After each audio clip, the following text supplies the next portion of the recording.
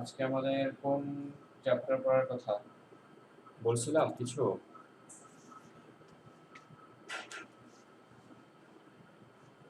হ্যাঁ, কোন চ্যাপ্টার পড়ার কথা নাকি জানি না।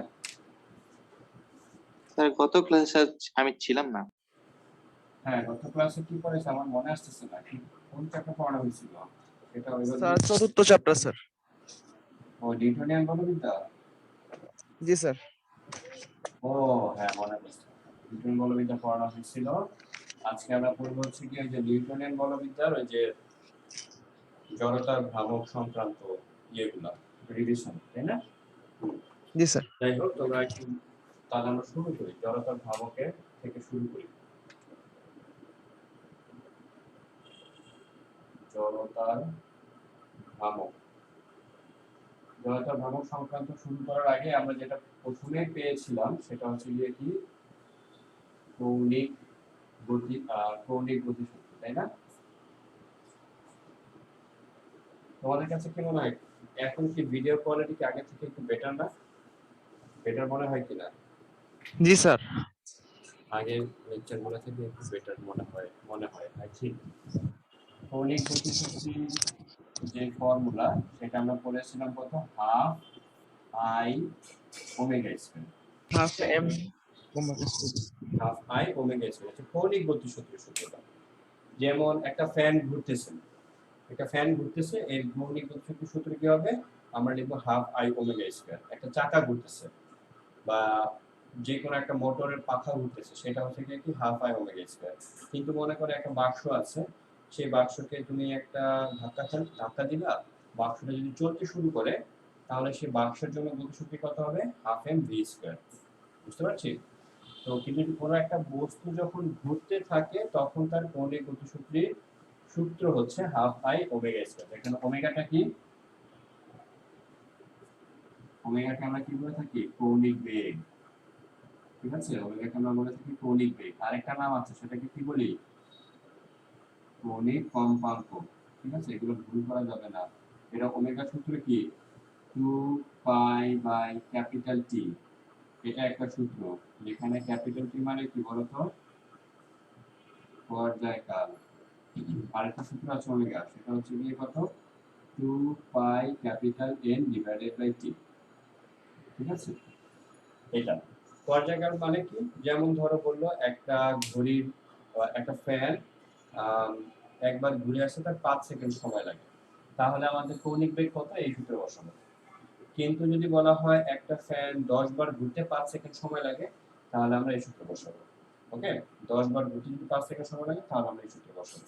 তাহলে আমাদের ওমেগার মানটা ক্যালকুলেশন হয়ে যাবে। এখন আমাদের টার্গেট এটা হচ্ছে গিয়ে কৌণিক গতিসূত্রের ফর্মুলা। এখন আমাদের টার্গেট হচ্ছে জড়তার ভ্রামক। ঠিক আছে, জড়তার ভ্রামক সংক্রান্ত সূত্র বা জড়তার ভ্রামক মানে কি আমরা পড়ে আসি, আই ইকুয়ালস টু কত? Summation of M R square. Summation, এটাকে বলা হয় সামেশন বা যোগফল। এটা কিন্তু তোমরা পরিসংখ্যানে পড়েছো না, এই চিহ্নটা। তো আই ইকুয়ালস টু কত? Summation of M R square. তো এখন এই জড়তার ভ্রামক এক একটা বস্তুর জন্য এক এক রকম হয়, এটা কিন্তু আমরা দেখে আসছো বা আমরা জানি। যেমন কি, যেমন ধরো একটা বিন্দুর জন্য জড়তার ভ্রামকের সূত্র কি? আই ইকুয়ালস টু কত? M R square.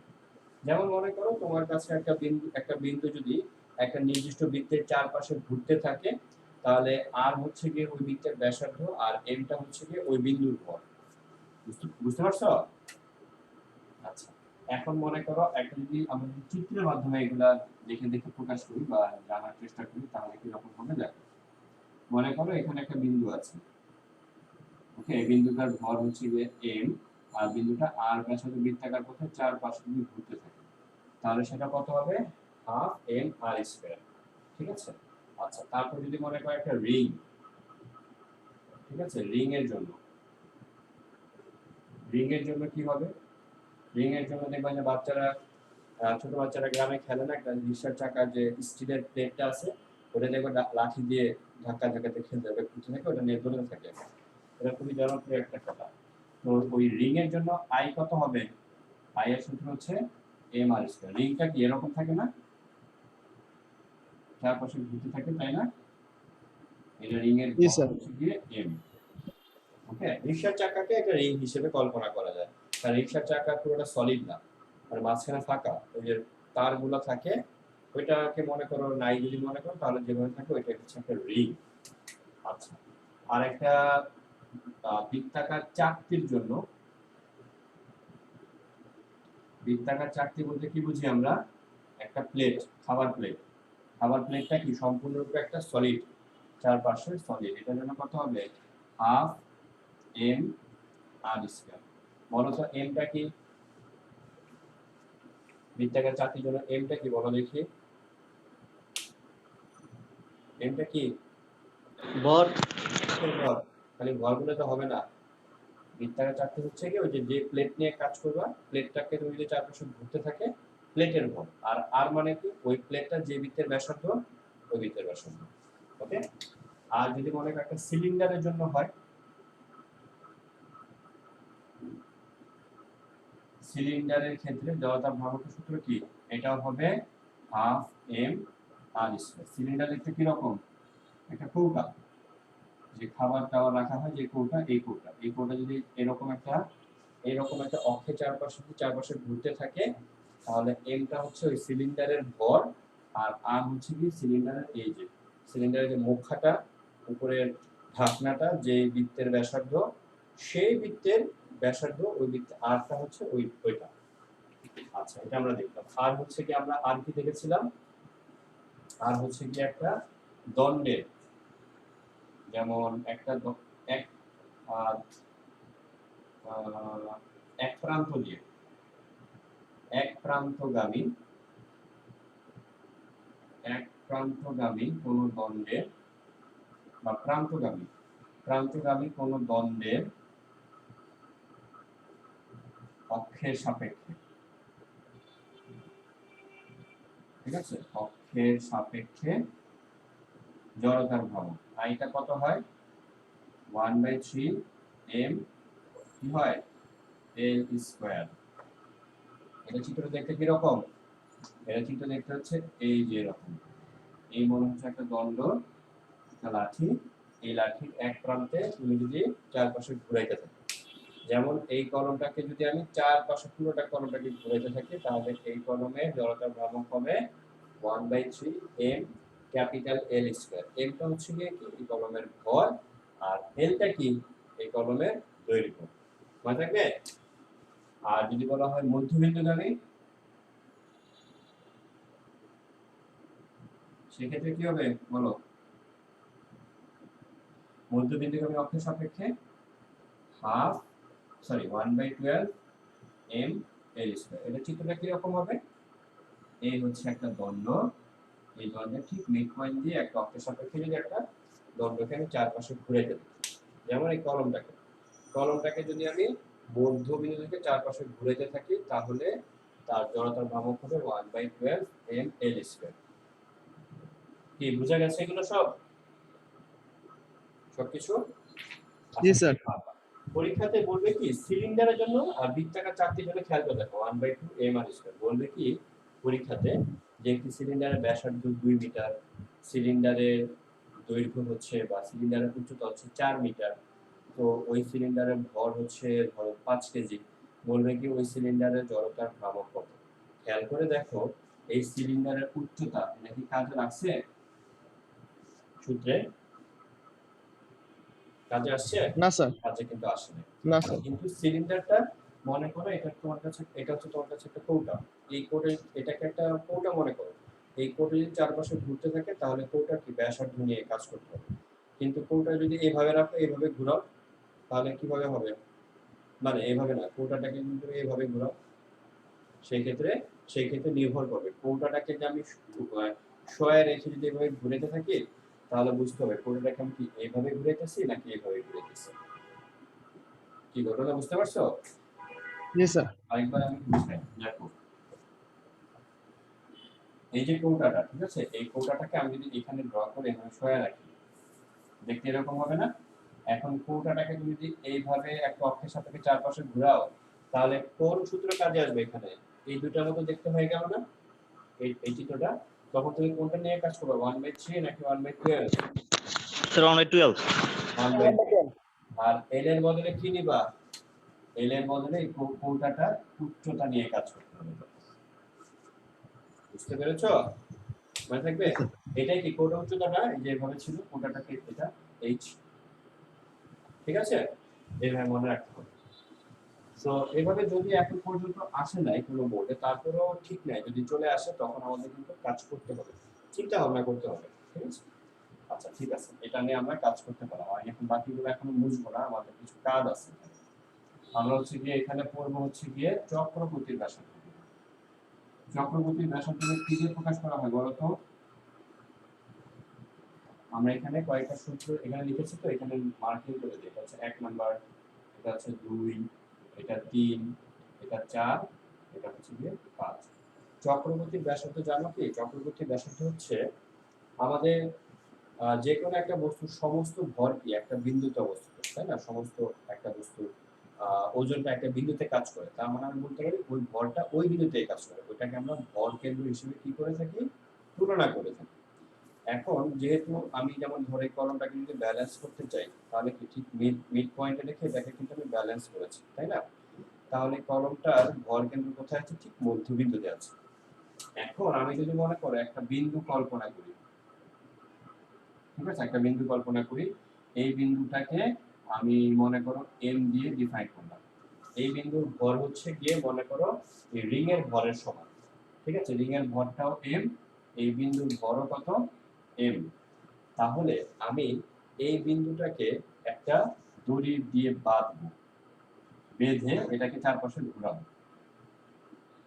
বুঝতে পারছো? এই বিন্দুটার ভর কার ভরের সমান? রিং এর ভরের সমান। এখন আমি যদি এই বিন্দুটাকে একটা দড়ি দিয়ে বেঁধে চারপাশে ঘুরাইতে থাকি, তাহলে কি এই বিন্দুর জন্য কি একটা জড়তার ভ্রামক পাবো না আমরা? নাকি পাবো না? অবশ্যই পাবো। আমরা স্যার, পাবো। এই দড়ির দৈর্ঘ্যটা এমন ভাবে নিব যাতে করে এই বিন্দুর জড়তার ভ্রামক আর এই রিং এর জড়তার ভ্রামক সমান হয়ে যায়। বুঝতে পারছো? তখন এই দড়ির দৈর্ঘ্য যতটুকু নিতে হবে, সেই দড়ির দৈর্ঘ্যকেই বলা হয় চক্রবর্তী ব্যাসার্ধ। বুঝা গেছে? আমরা একটা বিন্দু কল্পনা করব, যে বিন্দুর ভর হচ্ছে গিয়ে যে কোনো একটা বস্তুর ভরের সমান, এবং আমরা এটাকে এমন ভাবে ঘোরাবো, এই দড়ির দৈর্ঘ্য বা ব্যাসার্ধটা এমন ভাবে নিব যাতে করে এই বিন্দুর জড়তার ভ্রামক আর এই রিংয়ের জড়তার ভ্রামক সমান হয়। এবং তখন এই যে ব্যাসার্ধটা তৈরি হবে, সেই ব্যাসার্ধকে আমরা কে দিয়ে মার্ক করব বা কে দিয়ে সূচিত করব। এই কেটাকে বলা হয়, কি বলা হয়? চক্রবর্তীর ব্যাসার্ধ। ঠিক আছে, তাহলে আমি কি লিখবো? আমি বিন্দুর জন্য জড়তা, এই বিন্দুর জন্য জড়তা ভ্রামকটা কত লিখবো বলো তো? এম কে স্কয়ার হবে না, তাই না? এই বিন্দুর জন্য জড়তা ভ্রামক এম কে স্কয়ার। আর এই রিং এর Yes, sir. জড়তা ভ্রামকটা কত আছে? তুমি দেখে দেখে লিখে দাও, এম আর স্কয়ার। কারণ আমি বলেছি এই বিন্দুর জড়তা ভ্রামক আর রিং এর জড়তা ভ্রামকটা কি হইতে হবে? সমান হইতে হবে। তাহলে আমি যদি দুই পক্ষ থেকে এম এম কেটে দেই, তাহলে কে এর মান কত হবে? আর এর সমান হবে না? Yes, sir, হবে। তাহলে চক্রবর্তীর ব্যাসার্ধ কার সমান হবে? রিং এর জন্য চক্রবর্তীর ব্যাসার্ধ হবে এই রিং এর ব্যাসার্ধের সমান। বুঝা গেছে? Yes, sir. আর যদি মনে করো আমি বৃত্তাকার চাকতির সাথে তুলনা করি, তাহলে কি রকম হবে? বৃত্তাকার চাকতির সাথে তুলনা করলে আমার সূত্রটা কি রকম হবে বলো তো? এম কে স্কয়ার সমান সমান কত হবে? Half M R square. এটাই হবে না দুই নম্বরের সাথে তুলনা করলে? Yes, right? sir. হ্যাঁ। এখন যদি এম এম কেটে দাও, তাহলে কে এর মান কত হবে? r divided by √2, তাই না? তাহলে Yes, sir. তুমি যদি বৃত্তাকার চাকতির চক্রবর্তী ব্যাসার্ধ জানতে চাও, তাহলে বৃত্তাকার চাকতির চক্রবর্তী ব্যাসার্ধ হইতে হবে কি? এই বিন্দুর জড়তার ভ্রামকটা বৃত্তাকার চাকতির জড়তার ভ্রামকের সমান লিখে ফেললাম, তারপর কেটে কুটে এইভাবে লিখবা। তাহলে বলো তো বৃত্তাকার চাকতির চক্রবর্তী ব্যাসার্ধের মান কত? কে ইকুয়াল টু কত? r/√2। বুঝা গেছে? তাহলে কি চক্রবর্তী ব্যাসার্ধ কি আলাদা আলাদা বস্তু নিয়ে কি মুখস্থ করার দরকার আছে? নাকি না, পারবা? স্যার। ক্যালকুলেশন করে পারবা না? অবশ্যই Yes, পারবা। sir. 2 নাম্বারটা হয়ে গেল। এবার যদি আমি 3 নাম্বারটা নিয়ে হিসাব করি তাহলে কি হবে বলো তো? 3 নাম্বারটার জন্য কি একই রকমই হবে না k এর মান? দেখো তো এটা সূত্র দেখতে একই রকম, তাহলে এর জন্য তো k এর মান কি হবে? একই রকমই হবে। বুঝা গেছে? এবার আমরা 4 নাম্বারটা নিয়ে কাজ করি। আসো 4 নাম্বারটা জন্য চক্রবর্তী ব্যাসার্ধ কি হবে? তুমি লিখবা m k স্কয়ার সমান সমান কত লিখবা? 1/3 m l স্কয়ার। উভয় পক্ষ থেকে m m কেটে দিয়ে শেষ পর্যন্ত k এর মান কত হবে? l√3। তাহলে বলো তো কি হবে? প্রান্ত বিন্দুগামী কোন অক্ষের সাপেক্ষে কোন একটা দণ্ডের চক্রবর্তী ব্যাসার্ধ কত হবে? দণ্ডের যে দৈর্ঘ্য হবে, তুমি একটা মনে করো বিন্দু নিবা, এই বিন্দুর ভর এই দণ্ডের ভরের সমান। এই বিন্দুটাকে একটা দড়ি দিয়ে বাঁধবে, দড়ির দৈর্ঘ্য কত হইতে হবে? দণ্ডের যে দৈর্ঘ্য আছে সেটাকে তুমি √3 দিয়ে ভাগ করবা, যত হবে ওই সুতার দৈর্ঘ্য যদি তত নাও, তাহলে এই বিন্দুর জড়তার ভ্রামক আর এই প্রান্ত বিন্দুগামী অক্ষের সাপেক্ষে দণ্ডের জড়তার ভ্রামক সমান। বুঝতে পেরেছো? শর্তটা কি? এই বিন্দুর ভর আর এই লাঠির ভর সমান হইতে হবে। বুঝা গেছে? তাহলে এটা কত হবে? k এর মান l/√3। তাহলে বলো তো এখন মধ্যবিন্দুগামী অক্ষের সাপেক্ষে জড়তার ভ্রামকের জন্য চক্রবর্তীর ব্যাসার্ধ কত হবে? এই k এর মান l/√12 এটা হবে না? জি স্যার। বুঝা গেছে?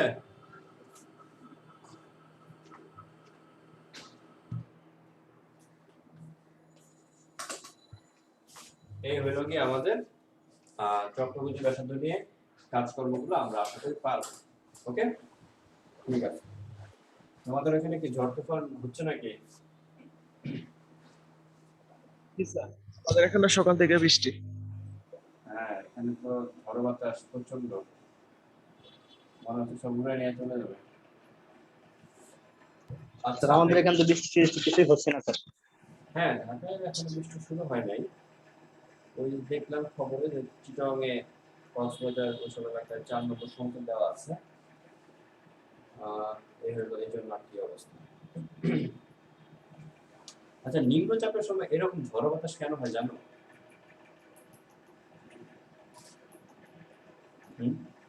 জানো? প্রায় দেখো না খবরে বলে না যে সাগরে নিম্নচাপ, এবং যখনই দেখবেন স্যার পড়ছিলাম বইতে স্যার, ভুলে গেছি। হ্যাঁ, যখনই দেখবো সাগরে নিম্নচাপ তখনই দেখবো কি এরকম ঝড়ো বাতাস শুরু হয়। কেন হয় সেটা একটু দেখে আসি। আমি বাংলাদেশের ম্যাপটা মোটামুটি আঁকতে পারতেছি না কোনো মতো এভাবে চার্ট করে করবো। হ্যাঁ, মনে করো এটা হচ্ছে আমাদের সেই সমুদ্র। ওকে, এটা আমাদের সমুদ্র, আর মানে এটা হচ্ছে আমাদের সমুদ্র, বাংলাদেশের এই অঞ্চল। এখন সমুদ্রের এই অঞ্চল, এইখানে নিম্নচাপ দেখা দিচ্ছে, নিম্নচাপ এখানে দেখা দিচ্ছে।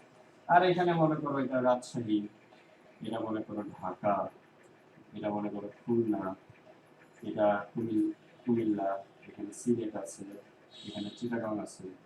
ওকে, নিম্নচাপ মানে কি? প্রেসার কি কমে গেছে, তাই তো বুঝায়, তাই না? ফিজিক্স স্টুডেন্ট হিসেবে তুমি তাই বুঝবা। নিম্নচাপ মানে প্রেসার কমে গেছে।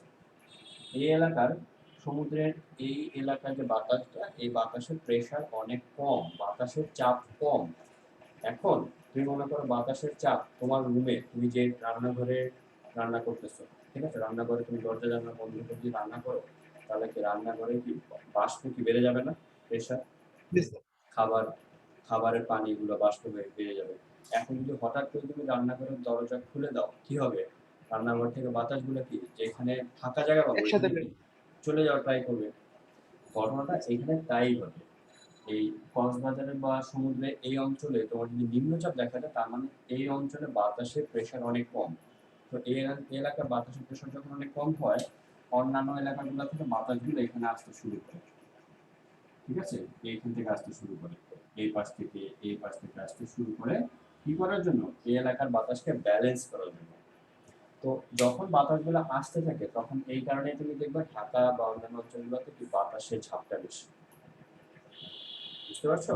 কারণ এইখান থেকে যখন রাজশাহী থেকে যখন দূর থেকে বাতাসগুলো এখানে আসতে থাকবে, তখন রাজশাহী বা ঢাকা এইসব এলাকায় কি হবে, বাতাসগুলো সব কি সমুদ্রের দিকে যখন যেতে থাকবে, তখন কি আমরা কি বাতাস ফিল করবো না বেশি? জি স্যার। বুঝতে পারছো? এইটাই হচ্ছে নিম্নচাপের, এই কারণেই হচ্ছে যে বাতাসের প্রভাব অনেক বেড়ে যায়। আবার যখন দেখো ব্যালেন্স হয়ে যাবে, তখন আলটিমেটলি আবার কমে যাবে। এবং বৃষ্টি কেন হয়? বাতাসের কারণে মেঘগুলাও তোমার প্রবাহিত হতে থাকে, তখন মেঘের সাথে মেঘের যখন সংঘর্ষ হয়, সংঘর্ষের পরে কি বৃষ্টি ছিল গঠিত হয়, এই কারণে বৃষ্টিও হয়। আর লঘুচাপ, লঘুচাপ মানে প্রেশার অনেক, বাতাসে তোমার মানে বাতাসে বাষ্প অনেক বেশি, লঘু মানে হচ্ছে বেশি হয়ে গেছে। তো লঘুচাপ হয়ে গেলে যেটা হবে কি, বসে এলাকা প্রচন্ড গরম দেখা দিবে। ঠিক আছে, লঘুচাপ হয়ে গেলে সেখানে প্রচন্ড গরম দেখা দিবে, প্রেশার অনেক, বাষ্পচাপ অনেক হাই হয়ে যাবে, বাষ্প অনেক বেশি হয়ে যাবে, তারপর ঝমঝমায় বৃষ্টি হবে, তারপর ব্যালেন্স হয়ে যাবে। লঘুচাপ বৃষ্টি হওয়ার পর ওই এলাকার পানিগুলা মাটিতে পতিত হয়ে গেলে তখন আবার আগের অবস্থা ফিরে আসবে। বুঝতে পারছো? তো এইখানে যেগুলো জি স্যার। এখন কিন্তু তোমার এই যে বাষ্পচাপ, এগুলা মোটামুটি একটু জানো বলে এই জিনিসগুলো তোমাদের কিন্তু সহজে বুঝতে পারতেছো, তাই না? এটাই হচ্ছে কি, মনে জি করো স্যার। পড়ালেখা করার একটা সুবিধা বা পড়ালেখা করার একটা বেনিফিট, তোমাকে কেউ ঠকাইতে পারবে না। ঠিক আছে, মনে করো তুমি আবহাওয়া অফিসের কোন একজন লোক যদি টিভিতে খবরে এসে বলে এরকম এরকম হইতেছে, তুমি সাথে সাথে ধরতে পারবা যে ও মিথ্যা বলতেছে নাকি সত্য বলতেছে। ঠিক আছে, এইগুলো দেখবা। স্যার, যারা পরীক্ষার্থী স্যার, তারা কি তাদের পরীক্ষা কি 3টা হবে? আমি যেটা শুনছিলাম স্যার। হ্যাঁ হ্যাঁ, যারা হচ্ছে গিয়ে যে 2021 পরীক্ষা দেওয়ার কথা, তাদের 3টা পরীক্ষা হবে। আবশ্যিক গুলো হবে না, মেইন সাবজেক্ট গুলো হবে না, বাংলা ইংলিশ আইসিটি এটা হবে না। আর অপশনাল হবে না, অপশনাল হবে না, শুধুমাত্র হবে হচ্ছে গিয়ে যেগুলো মেইন সাবজেক্ট। তোমরা যারা সায়েন্সে আছো তোমাদের জন্য হবে ফিজিক্স, কেমিস্ট্রি, আর একটা যেটা তোমাদের মেইন সাবজেক্ট, অনেকে বায়োলজি মেইন সাবজেক্ট নেয়, অনেকে আবার ম্যাথ মেইন সাবজেক্ট নেয়। তো দেখি ছেলে পেলে আবার বলতেছে মজা করে যে ফিজিক্স যদি অপশনাল হতো বেঁচে যেত। ফিজিক্স জি অনেক স্যার। কঠিন লাগে। আবার অনেকে বলছে কেমিস্ট্রি অপশনাল হলে ভালো হতো, কেমিস্ট্রি মাথায় ঢুকে না। ঠিক আছে, তো এই অবস্থা। যাই হোক, আমরা যেখানে ছিলাম জড়তা ভ্রামক নিয়ে আমরা আলোচনা করলাম। জড়তা ভ্রামক নিয়ে তোমাদের কোনো কনফিউশন থাকলে, আরো থাকলে কোয়েশ্চেন করবা। আমরা জড়তা ভ্রামক সংক্রান্ত একটা ম্যাথমেটিক্স করে আসি, একটা উপপাদ্য আছে জড়তা ভ্রামক সংক্রান্ত। সেই উপপাদ্যটা কি সেটা একটু দেখি। উপপাদ্যটা হচ্ছে এরকম যে, মনে করো এটা একটা বস্তু, এটা একটা ইররেগুলার বস্তু, কোনো আকার আকৃতি নেই, তাহলে তার ভর কেন্দ্র যে মাঝখানে থাকবে এমন কোনো গ্যারান্টি নেই, অন্য কোনো যে কোনো পয়েন্টে থাকতে পারে। তো মনে করো ভর কেন্দ্র হচ্ছে এখানে আছে। এখন তুমি, এখন এই যে একটা বিন্দু আছে ও বিন্দু বা সি বিন্দু, সি বিন্দুর সাপেক্ষে তুমি জড়তার ভ্রামক নির্ণয় করতে চাও। মানে হচ্ছে কি, একটি যেমন আমরা যদি বলি এই কলমটা, এই কলমের ভর কেন্দ্র কোথায় আছে, ঠিক মাঝখানে আছে। তুমি মাঝখান বরাবর একটা রেখা বা একটা অক্ষ কল্পনা করো, তারপর চারপাশে ঘোরাও, তুমি জড়তার ভ্রামক পাবে। কিন্তু মাঝখানে না থেকে অন্য কোনো একটা বিন্দুর সাপেক্ষেও কিন্তু জড়তার ভ্রামক থাকতে পারে। তোমরা দেখো না, বিভিন্ন বিল্ডিং কনস্ট্রাকশন করার সময় দেখবা এরকম কিছু ক্রেন থাকে না, এরকম বিশাল আকৃতির একটা বস্তু, এখানে সুতা দিয়ে বিশাল ভারী ভারী বস্তুগুলো নিয়ে যায়, এরকম থাকে না? তাহলে দেখো এই ক্রেনের ঠিক মাঝ বিন্দুতে কি অক্ষটা আছে, অক্ষটা কোথায় আছে, একটু সাইডে আছে। তো সবসময় যে ভর কেন্দ্র থাকবে সেটা কিন্তু না। তো ভর কেন্দ্র না থাকলে সেই ক্ষেত্রে জড়তার ভ্রামক আমরা কিভাবে নির্ণয় করব? সেটা নির্ণয় করার মধ্যে সূত্রটা হচ্ছে, মনে করো এই বস্তুর ভর ক্যাপিটাল এম, সি থেকে, ভর কেন্দ্র থেকে যে অক্ষ নিয়ে তুমি কাজ করবা সেই অক্ষটা হচ্ছে সি, আর জি হচ্ছে ভর কেন্দ্র। এই ভর কেন্দ্র যদি সি এর মধ্যবর্তী দূরত্ব হচ্ছে এইচ, তাহলে এই সি বিন্দু সাপেক্ষে জড়তার ভ্রামক হবে ভর কেন্দ্র সাপেক্ষে জড়তার ভ্রামক প্লাস বস্তুর ভর প্লাস এইচ স্কয়ার। বস্তুর ভরের সাথে এইচ স্কয়ার গুণফলের সাথে তুমি যদি ভর কেন্দ্র সাপেক্ষে জড়তার ভ্রামক যোগ করে দাও, তাহলে অন্য যে কোনো বিন্দু সাপেক্ষে তুমি জড়তার ভ্রামকটা ক্যালকুলেশন করতে পারবে। বুঝা গেছে? ক্লিয়ার এটা? এটা, এই সূত্রটাকে বলা হয় সমান্তরাল অক্ষ উপপাদ্য।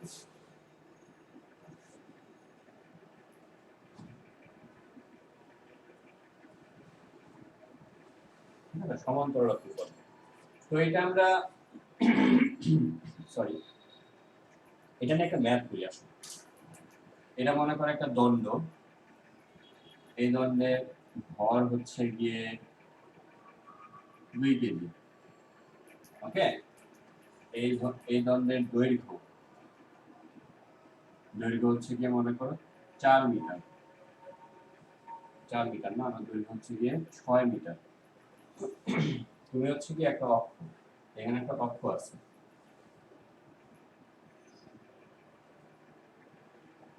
এই অক্ষটা হচ্ছে প্রান্ত বিন্দু থেকে 1 মিটার ভিতরে। কোথায় আছে? প্রান্ত বিন্দু থেকে কোথায় আছে? 1 মিটার ভিতরে আছে। তো তোমাকে বলেছে এই অক্ষের সাপেক্ষে জড়তার ভ্রামকটা কত সেটা নির্ণয় করো। কিভাবে করব আমরা? খেয়াল করে দেখো, এই অক্ষটা আছে প্রান্ত বিন্দু থেকে 1 মিটার ভিতরে। এখন তুমি কি করবে? এটা চারপাশে এটাকে ঘুরাইবা, তাহলে জড়তার ভ্রামকটা কিভাবে নির্ণয় করবে বলো তো? এটা মিড পয়েন্ট কোথায় আছে? এক্স্যাক্টলি মাঝখানে না? ভর কেন্দ্রটা বলতে পারবো? ওকে, এখন তাহলে বলো এইখান থেকে এইটুকু দূরত্ব কত? এই দূরত্ব কত? পুরো দৈর্ঘ্য কত? 6 মিটার। তাহলে এটুকু কত? 3 মিটার। এটুকু কত? 3 মিটার। তাহলে তুমি যদি মনে করো এই বিন্দুকে সি দিয়ে ডিফাইন করো, তাহলে তুমি কি লিখবা? আইসি ইকুয়াল টু কত লিখবা? আইজি প্লাস কত লিখবা? এম এইচ স্কয়ার, এটা লিখবা না? তাই না? এইচ কোনটুকু? এইটুকু না? দেখো তো খেয়াল করে, বুঝতে পারছো? এইচটা ধরতে পারছো কোনটুকু হবে? জি স্যার, বুঝছি। দূরত্ব। বলো দেখি এইচ এর মান কত? তুমি দেখতে পাচ্ছ এটা? 2 স্যার, 2 স্যার। হ্যাঁ, good। তাহলে এটা হচ্ছে 3, এটা 1 হলে এটা কত? 2। তাহলে তুমি সাইডে লিখে নিলাম যে এখানে এইচ এর মান হচ্ছে 2। আর বলো তো আইজি কত হবে? আইজি সূত্রটা কত লিখবা? আমরা একটু আগে পড়ে এসেছি যে মধ্যবিন্দু সাপেক্ষে জড়তার ভ্রামকের সূত্র হয় কত? Sir 1/12 ml square. M L square, আর এখানে আছে এম এইচ স্কয়ার। এল এর মান কত? 6 মিটার। এম এর মান কত? 2 কেজি। এটা মিটার, মিটার, কেজি। এখন কি বাকিটা পারবা? অবশ্যই পারবে, তাই না? জি স্যার, পারবো। এখানে মনে রাখবা, এখানে হচ্ছে কি এইচ এর মান, এইচ মানে হচ্ছে যে দুটো অক্ষ নিয়ে কাজ করবে সেই দুটো অক্ষের মধ্যবর্তী গ্যাপটা। ওকে, তো যাই হোক, আমরা সমান্তরাল অক্ষপদার্থ নিয়ে কাজ করতে পারলাম। আরেকটা হচ্ছে গিয়ে সূত্র আছে, সেটা হচ্ছে লম্ব অক্ষপদার্থ। লম্ব অক্ষপদার্থ এটা কি? এটা একটু দেখে আসি আসলে। তোমার ফিজিক্স বই বা কেমিস্ট্রি বই যেটা আছে, এটা বলো তো কয় dimension? Sir 2 dimension. Sir 2 dimension. 3 dimension. তোমার বইয়ের দৈর্ঘ্য আছে, প্রস্থ আছে, উচ্চতাও আছে না? নাকি জি স্যার। জি স্যার। উচ্চতা আছে। কয় ডাইমেনশন হলো তাহলে? 3 ডাইমেনশন। আমরা ফিজিক্স বইটা নিয়ে একটু আলোচনা করি আসলে। আমার কাছে এখন এই বইটা মাঝখানে আছে। এটা হচ্ছে তোমার জন্য দৈর্ঘ্য, এটা হচ্ছে দৈর্ঘ্য, এটা হচ্ছে প্রস্থ, আর এটা হচ্ছে উচ্চতা। ওকে, আচ্ছা। Yes, এখন তুমি যদি মনে করো বইটা এইভাবে তোমার কাছে রাখা আছে, মনোযোগ দিয়ে খেয়াল করবা। এইখান থেকে এইটুকু হচ্ছে গিয়ে কি? দৈর্ঘ্য। এইখান থেকে এইটুকু হচ্ছে গিয়ে কি? প্রস্থ। প্রস্থ। হ্যাঁ, এখন তুমি এটা হচ্ছে তোমার জন্য কোন অক্ষ? y অক্ষ না? আর এটা তোমার জন্য কি? x অক্ষ।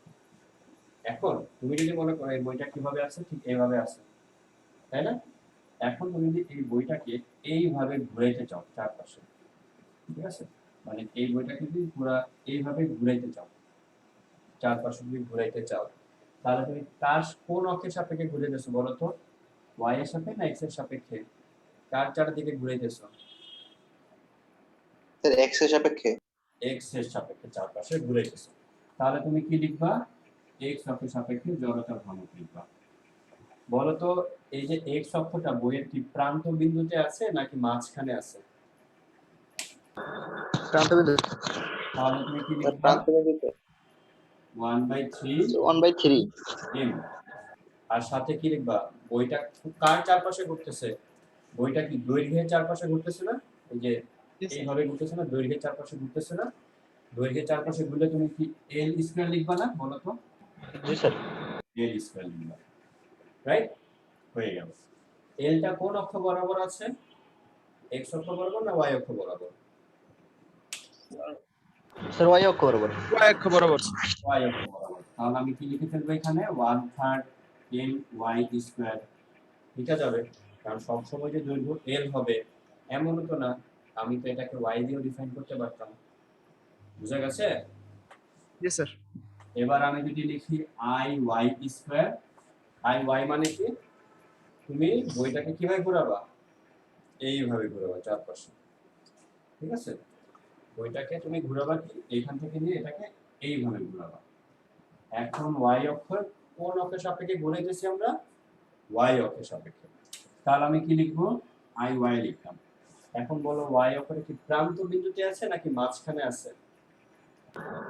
প্রান্ত বিন্দু স্যার প্রান্ত বিন্দু থাকলে কি হবে, এম ওয়াই 1/3 m, কার চারপাশে ঘুরতেছে, বি এর চারপাশে ঘুরতেছে, বি এর চারপাশে ঘুরতেছে, তাহলে আমি এখানে কি x লিখবো, স্কয়ার বি স্কয়ার।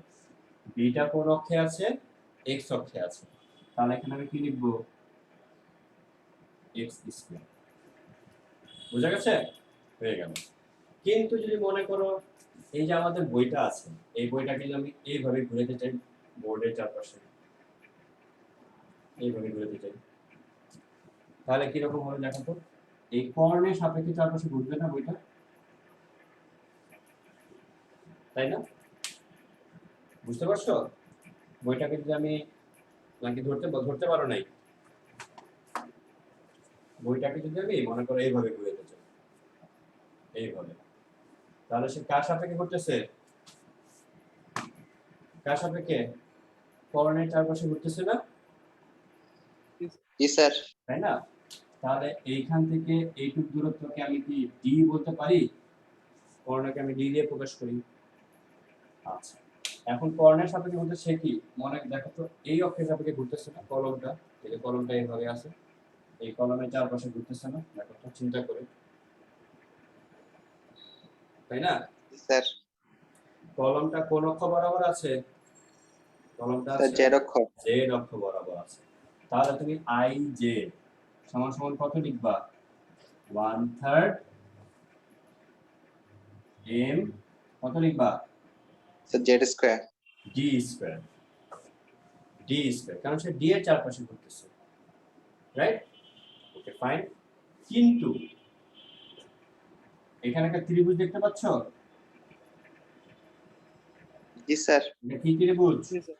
একটা সমকোণী ত্রিভুজ। তাহলে এটা যদি y হয়, এটা যদি x হয়, তাহলে সমকোণী ত্রিভুজের এটা অতিভুজ, এটা ভূমি, এটা লম্ব, তাহলে কি লেখা যাবে ডি স্কয়ার সমান সমান X square plus Y square, লেখা যাবে?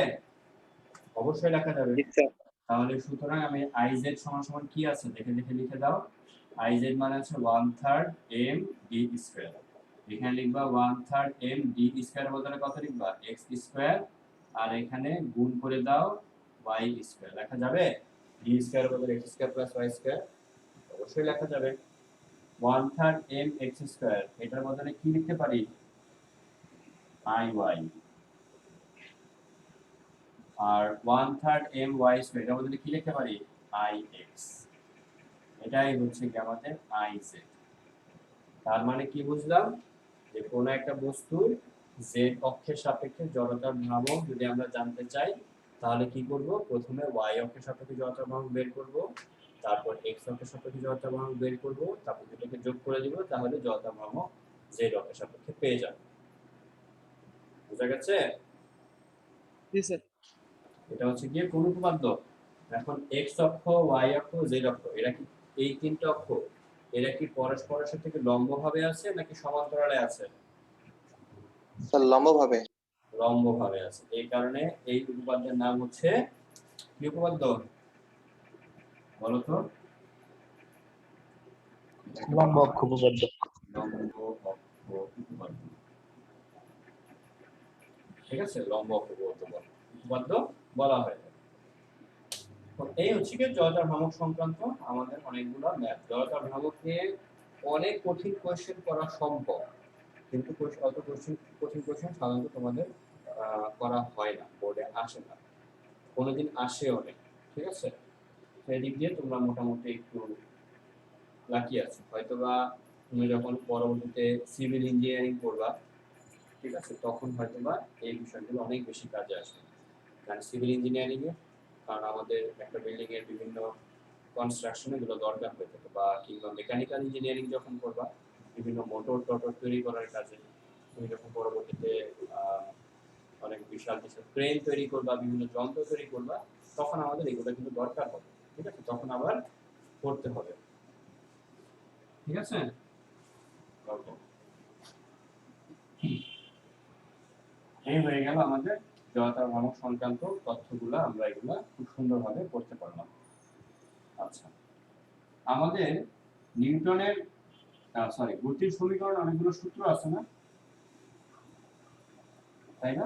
এগুলা কি বলতো, আমরা কৌণিক পার্ট এবং রৈখিক পার্টের একটা সমন্বয় করে নিয়ে আসি। রৈখিক, আর এই পাশে লিখবো আমরা কৌণিক। রৈখিক পার্টে যেটাকে আমি দূরত্ব বলে এস দিয়ে বলে থাকি, কৌণিক পার্টে সেটাকে আমি থিটা বলে থাকি। রৈখিক পার্টে যেটাকে আমি আদি বেগ বলি, এটাকে আমি আদি কৌণিক বেগ বলি। কি বলি? আদি কৌণিক বেগ, মনে রাখবা। এটা হচ্ছে কি শেষ বেগ, আর এটা কি হবে ওমেগা এফ, এটা কি হবে শেষ কৌণিক বেগ। এটাকে যেমন আমি এ দিয়ে প্রকাশ করি ত্বরণ, এটাকে আমি কি দিয়ে প্রকাশ করি? আলফা দিয়ে প্রকাশ করি। বুঝা গেছে? ওকে, তারপর আমাদের অনেকগুলো সূত্র আছে, সেগুলো সূত্রগুলো কি কি গতির সমীকরণে বলো তো? v equals to u plus at, তারপর কি আছে v স্কয়ার equals to কত? u স্কয়ার প্লাস কত? 2as, আর এখানে কি হয় s equals to কত হয়? half at square. তাহলে এটা দেখে দেখে এখানে পাশে লিখে ফেলো। ঠিক আছে, আর আমাদের আজানটা শেষ এখন আজান দিবে, আজান শেষ হলে আমরা লিংক শেষ হয়ে যাবে, আমরা একটা 5 এ জয়েন করব সবাই। ঠিক আছে, একটা 5 এ লিংক শেষ হয়ে যাবে, আর দেখে দেখে এগুলো লিখে ফেলবা, কমপ্লিট করবা।